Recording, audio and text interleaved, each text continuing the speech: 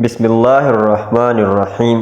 شروع اللہ کے نام سے جو نہایت مہربان اور رحم کرنے والا ہے۔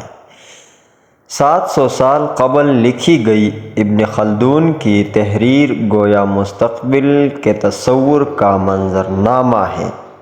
مغلوب قوم کو ہمیشہ فاتح کی تقلید کا شوق ہوتا ہے۔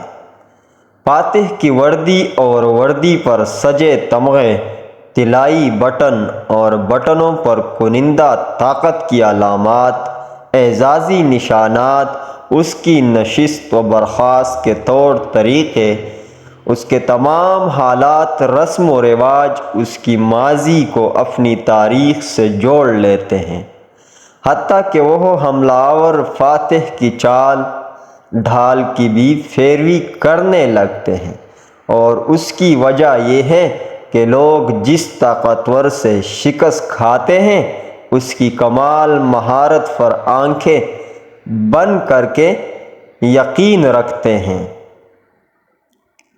محکوم معاشرہ اخلاقی اقدار سے دستبردار ہو جاتا ہے۔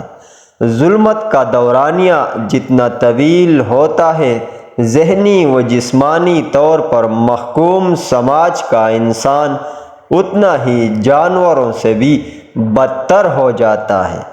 ایک وقت آتا ہے کہ محکوم صرف روٹی کے لقمے اور جنسی جبلت کے لیے زندہ رہتا ہے۔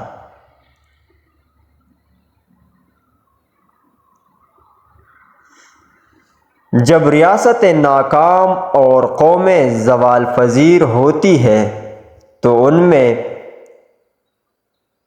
نجومی پیدا ہوتے ہیں، بھکاری پیدا ہوتے ہیں، منافق اور دھوکے باز لوگ پیدا ہوتے ہیں، ڈھونگ رچانے والے پیدا ہوتے ہیں، چغل خور پیدا ہوتے ہیں، لوگوں کی غیبت اور چغلی کرتے ہیں، کھجور کی گٹھلیوں کے قاری پیدا ہو جاتے ہیں، درہم و دینار کے غوث فتویٰ فروش پیدا ہو جاتے ہیں،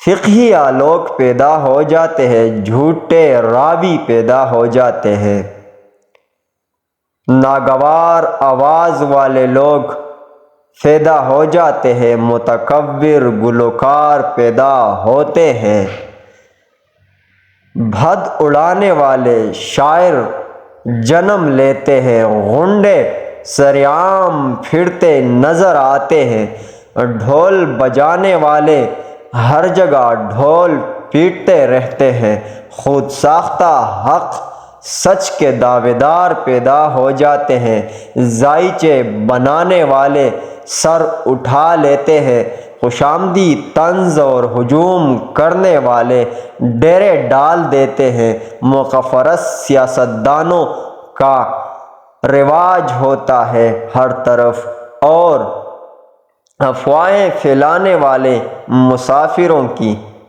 بہتات ہو جاتی ہے۔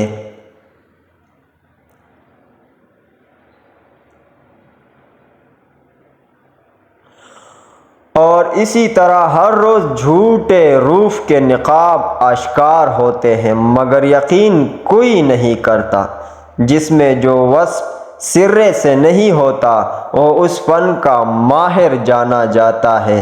اہل ہنر اپنی قدر کھو دیتے ہیں، انہیں ہنر جاننے والے کی قدر نہیں کی جاتی، نظم و نسق ناقص ہو جاتا ہے، ملک کا انتظام جو ہے یہ غلط ہو جاتا ہے، گفتار سے معنویت کا عنصر غائب ہو جاتا ہے، ایمانداری کو جھوٹ کے ساتھ اور جہاد کو دہشت گردی کے ساتھ ملا دیا جاتا ہے۔ جب ریاستیں برباد ہوتی ہیں تو ہر سو دہشت پھیلی ہے اور لوگ گروہوں میں پناہ ڈھونڈنے لگتے ہیں، عجائبات ظاہر ہوتے ہیں اور افواہیں پھیلتی ہیں، بانجھ بحثیں طول پکڑتی ہے، دوست دشمن اور دشمن دوست میں بدل جاتا ہے، باطل کی آواز بلند ہوتی ہے اور حق کی آواز دب جاتی ہے۔ مشکوک چہرے زیادہ نظر آتے ہیں اور ملنسار چہرے سطح سے غائب ہو جاتے ہیں۔ حوصلہ افزا خواب نایاب ہو جاتے ہیں اور امیدیں دم توڑ جاتی ہیں۔ عقل مند کی بیگانگی بڑھ جاتی ہے۔ لوگوں کی ذاتی شناخت ختم ہو جاتی ہے اور جماعت، گروہ یا فرقہ ان کی پہچان بن جاتے ہیں۔ مبلغین کے شور شرابے میں دانشوروں کی آواز گم ہو جاتی ہے۔ بازاروں میں ہنگامہ برپا ہو جاتا ہے اور وابستگی کی بولیاں لگ جاتی ہیں۔ قوم پرستی، حب الوطنی، عقیدہ اور مذہب کی بنیادی باتیں ختم ہو جاتی ہیں اور ایک ہی خاندان کے لوگ خونی رشتہ داروں پر غداری کے الزامات لگاتے پھرتے ہیں۔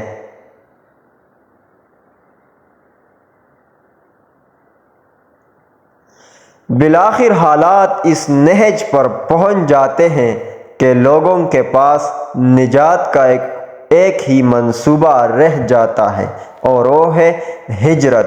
ہر کوئی ان حالات سے فرار اختیار کرنے کی باتیں کرتا ہے۔ تارکین وطن کی تعداد میں اضافہ ہونے لگتا ہے۔ وطن ایک سرائے میں بدل جاتا ہے۔ لوگوں کا کل ساز و سامان سفری تھیلوں میں سمٹ آتا ہے۔ چراگاہیں ویران ہونے لگتی ہیں۔ وطن یادوں میں اور یادیں کہانیوں میں بدل جاتی ہے۔ ابن خلدون خدا آپ پر رحم کریں، کیا آپ ہمارے مستقبل کی جاسوسی کر رہے تھے؟